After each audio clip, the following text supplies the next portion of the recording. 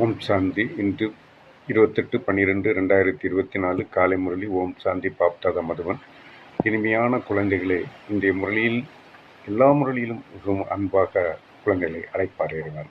இனிமையான குழந்தைகளே, உங்களை அனைத்து பொக்கிஷங்களினாலும் செல்வந்தர்களாக ஆக்குவதற்காக தந்தை வந்திருக்கிறார். நீங்கள் ஈஸ்வரிய வழிப்படி நடந்தால் போதும். நல்ல முறையில் முயற்சி செய்து ஆஸ்தியை எடுத்துக்கொள்ளுங்கள். மாயையிடம் தோல்வி அடையாதீர்கள். தலைப்பில் எவ்வளோ அழகாக சொல்லுங்கள். ரொம்ப எளிமையாக புரிகிற மாதிரி அழகாக சொல்லுகின்றார் இறைவன். அதாவது உங்களை அனைத்து எல்லா பொக்கிஷங்களினாலும் செல்வந்தர்களாக ஆக்குவதற்காக தந்தை வந்திருக்கிறார். பல பொக்கிஷங்கள் இருக்கின்றது. எல்லா விதமான பொக்கிஷங்களினாலும் உங்களை செல்வந்தர்களாக ஆக்குவதற்காக இறைவன் தந்தை வந்திருக்கின்றார். நீங்கள் செய்ய வேண்டிய கடமை ஈஸ்வரிய வழிப்படி நடக்க வேண்டும். ஈஸ்வரிய வழிப்படி நடந்தால் போதும். நல்ல முறையில் முயற்சி செய்து சொத்தை, ஆஸ்தியை எடுத்துக்கொள்ளுங்கள். ஆஸ்தியை எடுத்துக்கொள்ளுங்கள் என்று இறைவன் கேட்கின்றார். மாயிடம் தோல்வி அடையாதீர்கள். மாயையிடம் தோல்வி அடையாதீர்கள். கேள்வி: ஈஸ்வரிய வழி, தெய்வீக வழி மற்றும் மனித வழிகளில் உள்ள முக்கிய வேறுபாடு என்ன? ஈஸ்வரிய வழி, தெய்வீக வழி, மனித வழி, 3 வழிகள் இருக்கின்றன. ஈஸ்வரிய வழி, தெய்வீக வழி, மனித வழி. இவற்றிற்குள்ள முக்கிய வேறுபாடு என்ன என்று கேள்வியை கேட்கின்றார். பதில்: ஈஸ்வரிய வழியின் மூலம் குழந்தைகளாய் நீங்கள் தங்களது வீட்டிற்கு செல்கிறீர்கள். பிறகு புது உலகில் உயர்ந்த பதவி அடைகிறீர்கள். தெய்வீக வழியின் மூலம் நீங்கள் சதா சுகமானவர்களாக இருக்கிறீர்கள். ஏனெனில் அதுவும் கூட தந்தையின் மூலம் இந்த நேரத்தில் அடைந்த வழியாகும். இருப்பினும் கீழே இறங்கியே வருகிறீர்கள். மனித வழி துக்கமானவர்களாக ஆக்குகிறது. மனிதனுடைய வழிப்படி சென்றீர்கள் என்றால் நீங்கள் துக்கத்தை அனுபவிக்க வேண்டும். அதைத்தான் சொல்லுகின்றார் இந்த மகா வாக்கியமாக. மனித வழி துக்கமானவர்களாக ஆக்குகிறது. ஈஸ்வரிய வழிப்படி நடப்பதற்கான முதலில் படிப்பு கற்பிக்கும் தந்தையின் மீது முழு நம்பிக்கை இருக்க வேண்டும். ஈஸ்வரிய வழிப்படியை நடப்பதற்கு என்ன வேண்டும்? முதலில் தந்தையின் மனித வழி துக்கமானவர்களாக ஆக்குகின்றது. ஈஸ்வரிய வழிப்படி நடப்பதற்கான முதலில் படிப்பு கற்பிக்கும் தந்தையின் மீது முழு நம்பிக்கை வேண்டும். முழு நம்பிக்கை இந்த படிப்பை கற்பித்து கொடுக்கின்ற தந்தை மீது நம்பிக்கை இருக்க வேண்டும் என்று இறைவன் கூறுகின்றார். இறைவனின் மகா வாக்கியம் சிறப்பாக அந்த கேள்வி பதிலில் சொல்லியிருக்கின்றார். இதை முழு வாணியும் யூடியூப்பில் சென்று படியுங்கள். அடுத்தது தாரணைக்கான முக்கிய சாரத்தை பார்ப்போம். தாரணைக்கான முக்கிய சாரத்தை பார்ப்பதற்கு முன்பு இந்த மெயின் வாணியில் உள்ள ஒரு சில கருத்துக்களை மகா வாக்கியங்களை சொல்லுகின்றேன். பாபா மாயை என்ற பூதம் என்னை தோல்வி அடைய செய்துவிட்டது என்று கூறக்கூடாது. பாபாட்ட போய் நம்ம மாயை என்ற பூதம் என்னை தோல்வி அடைய செய்துவிட்டது என்று கூறக்கூடாது என்று பாபா கூறுகின்றார். ஏன் கூறுகின்றாரு? தேக அபிமானத்தில்தான் நீங்கள் மாயிடம் தோல்வி அடைகிறீர்கள். தேக அபிமானம் வரவே கூடாது. தேக அபிமானத்தில் வரும்போது நீங்கள் மாயாவிடம் தோல்வி அடைகிறீர்கள். பேராசைப்பட்டீர்கள். நீங்கள் பேராசைப்பட்டீர்கள். லஞ்சம் வாங்கினீர்கள். பேராசைப்பட்டீர்கள், லஞ்சம் வாங்கினீர்கள். வேறு வழி இல்லை என்ற நிலை என்பது வேறு. பேராசையின்றி வயிறு நிறையாது. பேராசையின்றி வயிறு நிறையாது என்பதை பாபா அறிவார்.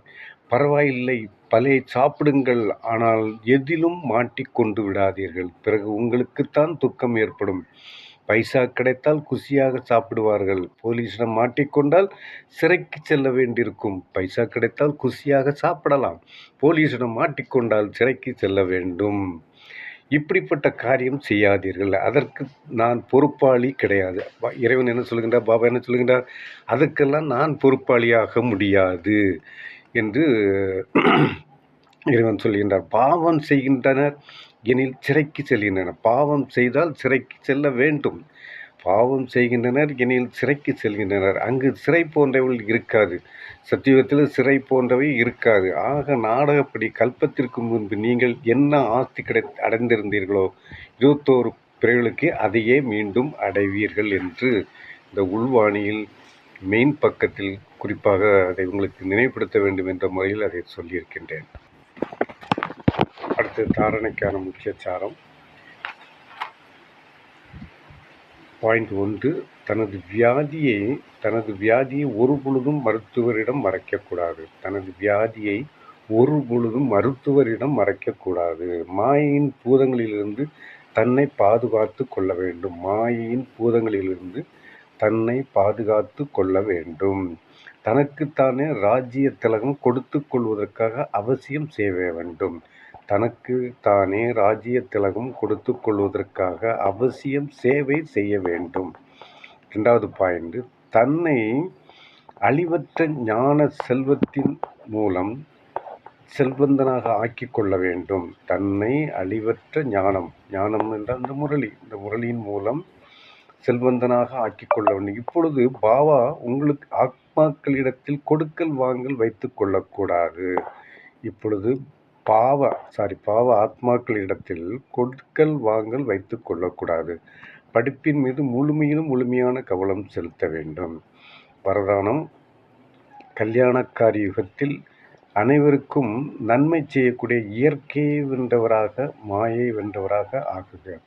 கல்யாணக்காரி யுகத்தில், அதாவது உதவி செய்கின்ற இந்த யுகத்தில் அனைவருக்கும் நன்மை செய்யக்கூடிய இயற்கையை வென்றவராக, மாயை வென்றவராக ஆகுக. என்னுடைய விளக்கம், சங்கம யுகத்தை மங்களமான யுகம் என்று கூறப்படுகிறது. இந்த யுகத்தில் சதா நான் கல்யாணக்காரிய ஆத்மா. அதாவது சங்கம யுகத்தை என்றால் சத்தியுகம், திரேதாயுகம், துவாபரயுகம், கலியுகத்துக்கு அடுத்தால் வருவது சங்கம யுகம். சத்தியுகத்திற்கும் கலியுகத்திற்கும் இடையில் வருவது சங்கம யுகம். இப்போது நடந்து கொண்டிருக்கின்ற இந்த யுகம் ராஜயோகத்தை கற்றுக்கொண்ட குழந்தைகளுக்கு சங்கம யுகம். இந்த யுகத்தில் சதா நான் கல்யாணக்காரி ஆத்மா, நான் உதவி செய்கின்ற ஆத்மா. முதலில் சுயத்திற்கு நன்மை செய்வது, முதலில் நமக்கு நன்மை செய்வது, பிறகு அனைவருக்கும் நன்மை செய்வதே என்னுடைய கடமையாகும் என்ற இந்த சோமான்களை சதா நினைவு இருக்க வேண்டும். இந்த சோமான்கள் சதா நினைவு இருக்க வேண்டும். மனித ஆத்மாக்கள் என்ன, நாம் இயற்கைக்கும் நன்மை செய்பவர்கள் ஆகினால் இயற்கையை வென்றவர்கள், மாயை வென்றவர்கள் என்று அழைக்கப்படுகிறோம். நாம் இயற்கையை வென்றவர்கள் ஆகையால் மாயையை வென்றவர் என்று அழைக்கப்படுகின்றோம். எப்பொழுது ஆத்மா புருஷர் இயற்கையை வென்றவராக ஆகிவிடுகிறதோ அப்பொழுது இயற்கை கூட சுகம் தரக்கூடியதாக ஆகிவிடுகிறது. அவர்கள் இயற்கை மற்றும் மாயினுடைய கொந்தளிப்பில் வர முடியாது. அவர்கள் மீது நன்மையற்ற வாயுமண்டலத்தின் தாக்கம் ஏற்பட முடியாது. ஸ்லோகன், ஒருவருக்கு ஒருவர் கருத்துக்களுக்கு மரியாதை கொடுத்தீர்கள் என்றால் மரியாதைக்குரிய ஆத்மா ஆகிவிடுவீர்கள். மீண்டும் ஒரு முறை சொல்கின்றேன் ஸ்லோகனை. ஒருவருக்கு ஒருவர் கருத்துக்களுக்கு மரியாதை கொடுத்தீர்கள் என்றால் மரியாதைக்குரிய ஆத்மா ஆகிவிடுகிறார். சொல்லுகின்ற கருத்தை ஏற்றுக்கொள்ள வேண்டும். அவர் என்ன சொல்கின்றார் என்பதை பார்க்க வேண்டும். அந்த கருத்துக்கு நாம் மரியாதை கொடுக்க வேண்டும் என்று கொடுத்தால் நாமும் மரியாதை அடைவோம் என்பதை இறைவன் சொல்கின்றார். இன்றைய வானிலும் மிகவும் சிறப்பாக அருமையாக சொல்லியிருக்கின்றார். மகா வாக்கியங்களாக நீங்கள் செய்ய வேண்டியது எல்லோரும் திருப்பி தினமும் சொல்லுகின்றேன். அனுபவிக்கிற இந்த ஆத்மாக்களுக்கு மட்டும்தான் தெரியும், அனுபவிக்காத ஆத்மாக்களுக்கு தெரியவே தெரியாது. இன்னைக்கு என்ன சொல்கிறார் பார்த்தீங்களா? பாவங்கள் செய்தால் போலீஸ் ஸ்டேஷன் போக வேண்டும், கண்டிப்பாக போய் ஆகணும் அப்படிங்கிறது இன்னைக்குள்ள வானிலை பகவான் சொல்லுகின்றார். ஆகையினால் தவறுகள் செய்யாமல், பாவங்கள் செய்யாத, நல்லதை நினைத்து நல்ல காரியங்களை செய்யுங்கள். முதலில் நீங்கள் செய்ய வேண்டியது பிரம்மகுமாரிகள் யோகா சென்டருக்கு சென்று அங்கு 7 நாள் வகுப்பை முறையாக பயின்று